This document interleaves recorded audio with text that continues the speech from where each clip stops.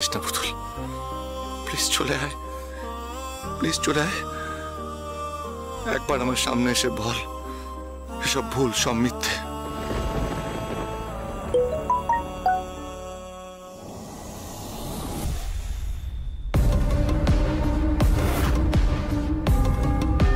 কার message এটা?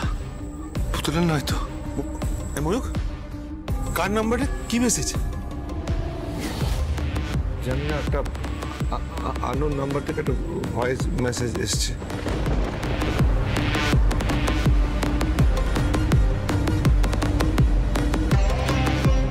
ময়ূকদা, আমি কখনো চাইনি এই বিয়েটা করতে। তুমি তো দিদিকেই বিয়ে করতে, আমি তো জানতাম, কিন্তু আমি বিয়েটা করতে বাধ্য হয়েছিলাম। এই বিয়েতে আমি সুখী না ময়ূকদা।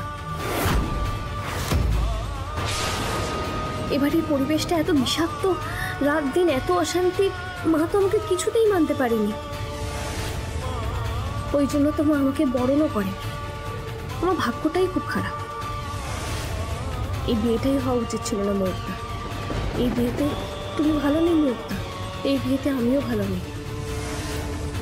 আমি সত্যি ভালো থাকতে পারছি না ময়ূকদা। আমি চাই তুমি দিদিকে বিয়ে করো, তুমি সুখী হয়ে। আমি আজ তোমাকে মুক্তি দিয়ে চলে গেলাম। দেখলি, এবার বিশ্বাস হলো তোর যে পুতুল আমাদের বাড়ি ছেড়ে পালিয়েছে? আমাদের সর্বস্ব গয়নাগাটি নিয়ে সে পালিয়েছে। একটা শয়তান বেহায়া মেয়ে। রাধা মাধব, ও রাধা মাধব, কি দিন দেখালে! আমার বংশের সবকিছু নিয়ে মেয়েটা চলে গেল। পুতুল, এটা তুই কি করলি? কেন করলি পুতুল? না না না, এটা হতে পারে না, এটা মিথ্যে। এই রেকর্ডিংটা কোথাও একটা ভুল আছে, এটা হতে পারে না। পুতুল বলতেই পারে না মিতুলকে বিয়ে করতে, কারণ মিতুলের বিয়ে হয়ে গেছে। না, মিতুল বিবাহিত নয়। তুমি কি পাগল হয়ে গেছো? মিতুলের সঙ্গে ময়নাকের সামাজিক বিয়ে হয়নি, কিন্তু রেজিস্ট্রি তো হয়ে গেছে। কিচ্ছু হয়নি, রেজিস্ট্রি সামাজিক বিয়ে কিচ্ছু হয়নি। মিতুলের বিয়েটা মিথ্যে। সবাই শুনে রাখো, মিতুলের বিয়েটা মিথ্যে। মেজো মিথ্যে স্বামী স্ত্রী বানিয়ে ওদেরকে আমাদের বাড়িতে ঢুকিয়েছে। কি বলছো ময়নাক? এসব মা এসব কি বলছে? এগুলো সত্যি? হ্যাঁ সত্যি ময়ূক, বড় মা যা বলছে সব সত্যি। আমার আর মৈনাকের বিয়েটা হয়নি, আমরা বিবাহিত নই। হ্যাঁ, আমরা এক ঘরে থাকি ঠিকই, কিন্তু আমাদের মধ্যে কোনো স্বামী স্ত্রী সম্পর্ক নেই ময়ূক, বিশ্বাস করো। আমি আর মৈনাক শুধুই ভালো বন্ধু, আর কিচ্ছু নয়। আমাকে এই নাটকটা করতে বাধ্য করেছিল মেজমা। মেজমা আমাকে এই নাটকটা করতে বাধ্য করেছিল, বিশ্বাস করো ময়ূক। না হলে আমার বাবা মা পুরো পরিবারকে শেষ করে দিত। ময়ূক, আমি যে কি কি সহ্য করেছি সেটা শুধু আমি জানি ময়ূক। তুই জানিস না বাবা, মিতুল যে বিয়ের আসর থেকে পালিয়েছিল সেটা মেজর চক্রান্ত ছিল। এই মেয়েটা এখনো তোকে ভালোবাসে রে। মেয়েটা বড্ড ভালো, এটা যে কতটা অসহায় তুই জানিস না বাবা। হ্যাঁ ময়ূক, মিতুল যেটা বলছে সেটাই সত্যি।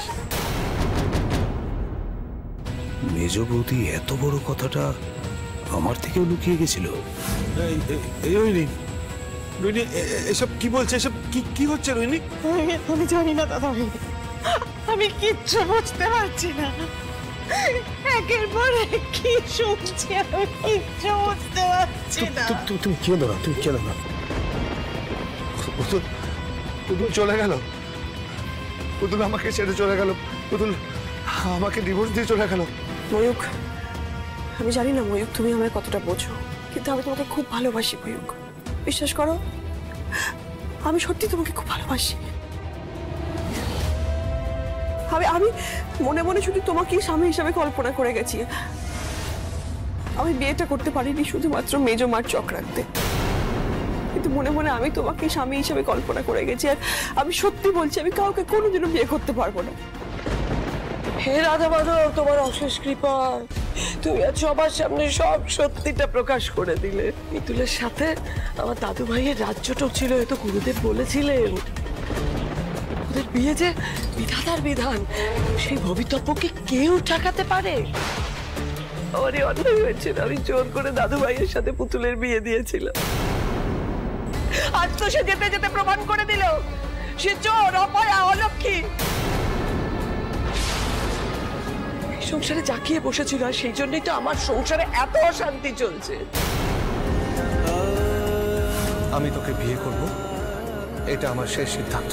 কি বলছো কি তুমি? এটা কিছুতেই হতে পারে না।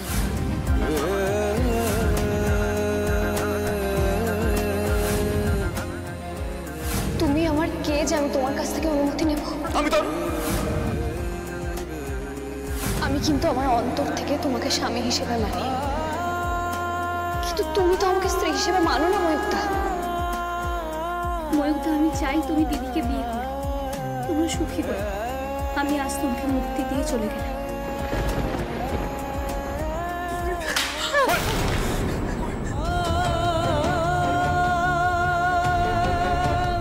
তাই হবে। পুতুল চাই তো আমি ওর দিদিকে বিয়ে করি, সেই জন্যই তো রাতের অন্ধকারে চুপি চুপি ডিভোর্স পেপার সাইন করে চলে গেছে। ঠিক আছে, ঠিক আছে, মিতুলকে বিয়ে করবো।